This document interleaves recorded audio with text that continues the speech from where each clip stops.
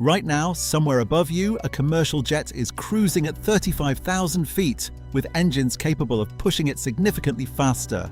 The pilots know it, the airline knows it, and nobody is doing anything about it. That's not caution, that's not laziness. That is one of the most precisely engineered decisions in commercial aviation, and once you understand the reason behind it, you will never look at a plane overhead the same way again. Because the real answer has almost nothing to do with fuel. It has everything to do with what happens to air when you push through it too hard. Why does the speed window exist? Here's something most people have backwards before we even start. You probably think a jet works like a car. Push the gas, go faster, ease off, slow down. Simple. It doesn't work that way. A commercial jet doesn't have one correct speed. It has a speed window. Too slow, and the wings can't generate enough lift to stay up.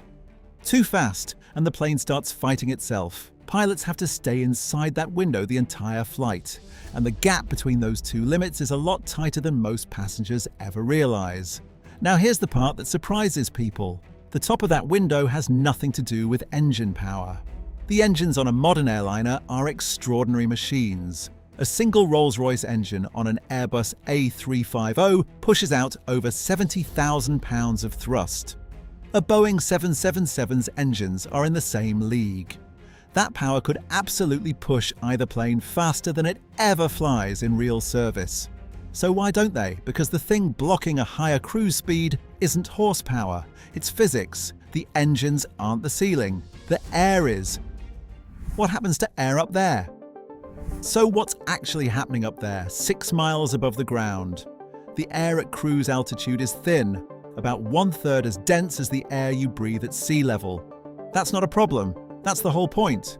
Thinner air pushes back less, which means the engines burn less fuel covering the same distance. Engineers didn't stumble onto this altitude by accident. Decades of data pointed straight at it.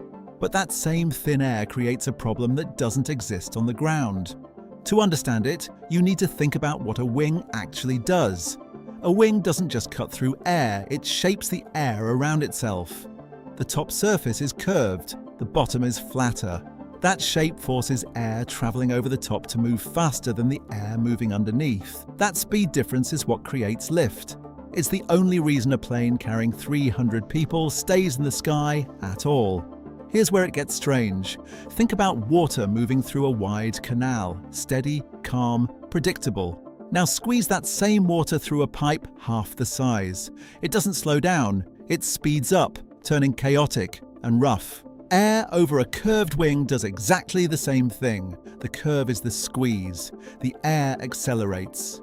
And at typical cruising speeds, that accelerated air over the top of the wing can actually go supersonic in small patches, even while the plane itself is flying well below the speed of sound. Not the whole aircraft, not the whole wing, just small pockets, invisible from your window seat, silently moving faster than sound. When this happens, shockwaves form on the top of the wing. They grow, spread backward, and destroy the smooth airflow behind them. The controls go heavy. The plane shakes. In bad cases, the nose pitches down hard enough to alarm the crew. This is Mach Buffet, and every commercial jet flies just below it on every flight. The speed where it starts is called MMO. Cross that line and the plane stops cutting through the air. It starts fighting it. And here's the part worth remembering. The engines don't set that limit. The airframe does. So airlines have a hard ceiling they can never touch. But that still leaves a question open. Within that ceiling, where exactly should they cruise? Too close to the limit and the risk of buffet climbs.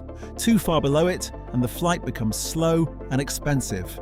Every airline on Earth has converged on roughly the same answer, for reasons that go deeper than just speed. That answer is Mach 0.85.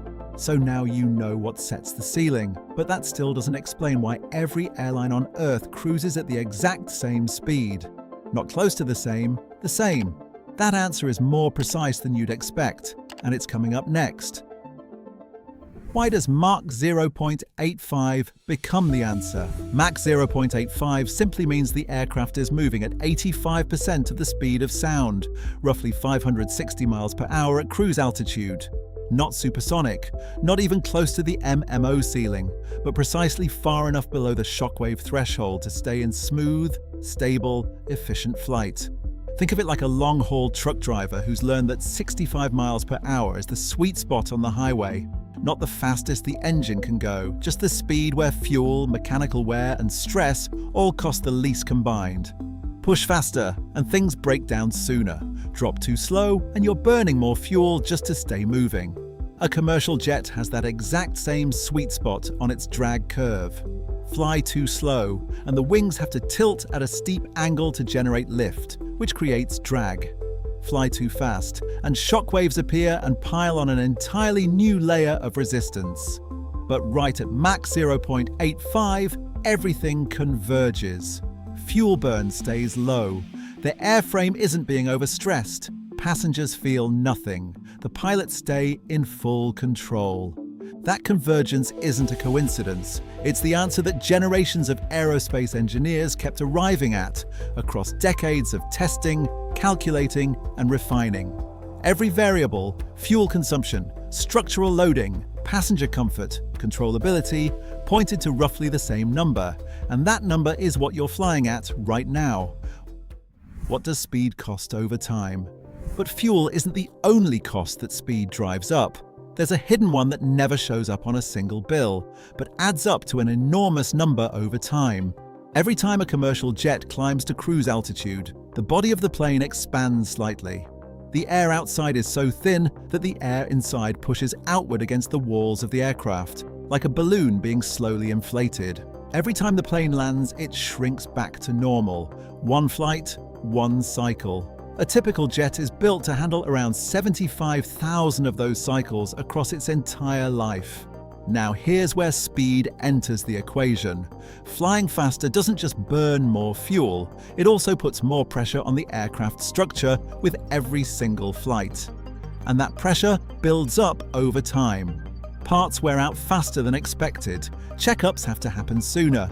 Pieces get swapped out earlier than planned. None of that is cheap. An airline running a fleet of 30 jets knows exactly what each aircraft costs to maintain and replace. Flying just 5% faster across an entire service life quietly speeds up that process in ways that never appear on any single fuel receipt. But across a whole fleet, the number becomes enormous. Engineers factor this in from the very beginning. It's built into every cruise speed decision ever made. Which means when you board a flight and wonder why the plane isn't simply going faster, part of the answer is hiding inside the aircraft structure, building up quietly, one flight at a time.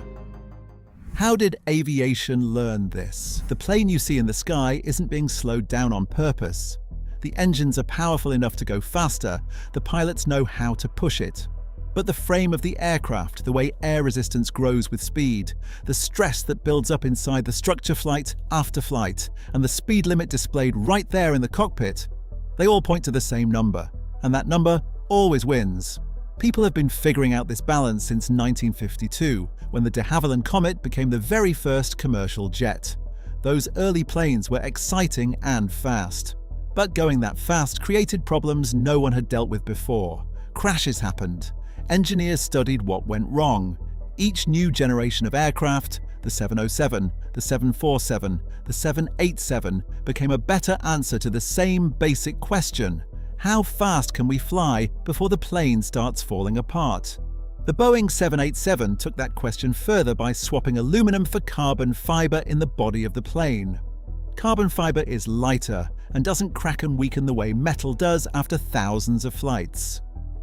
Because of that, passengers on a 787 breathe air that feels like they're sitting at 6,000 feet, instead of 8,000 feet on older jets. That might not sound like much, but it means less headache, less fatigue, and less stress on the airframe at the same time. The material wrapped around you is doing more work than you'd ever guess. Every part of that plane, the engines, the computers, the wings, is built around one specific speed, because engineers doing completely different calculations across many decades kept arriving at the same answer. If there's something you walk past every day and wonder about, drop it in the comments. We read every single one, and the best suggestions make it into future videos. Don't forget to subscribe so you don't miss what's coming next.